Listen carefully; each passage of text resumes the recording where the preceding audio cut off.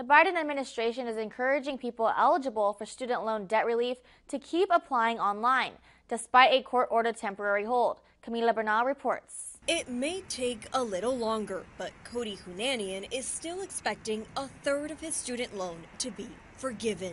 It's a light at the end of the tunnel. He's referring to President Joe Biden's student loan forgiveness program that would cover $10,000 of his student debt. Because while he's been out of college for 9 years, he still owes $30,000.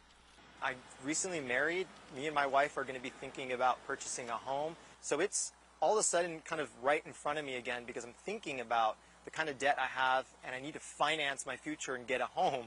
But while the administration was expected to start granting loan discharges as early as Sunday, a federal appeals court put a temporary administrative hold on the program, a move being argued in and out of the courtroom. USC economics professor Robert Deacle says that while all his students support the program, he asks them to consider different perspectives. Relative to defense spending and the overall government budget, the annual cost is not huge. But it's going to be a burden on current taxpayers. He also says if the goal is to help low-income families, the government should instead invest in, say, early childhood education.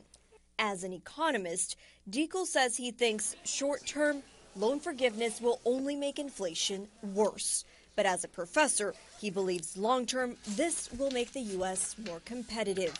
We need people with skills, and the way to get it is in higher education. And it's that education that Hunanian says got him to where he is today.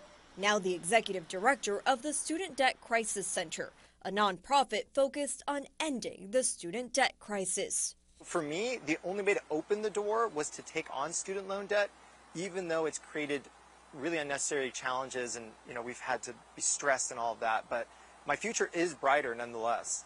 Now, he's not only waiting for his loan forgiveness, but also fighting so that others can also get the relief. My dream, my vision for a better America in the future is one where my kids don't even have to consider student loan debt.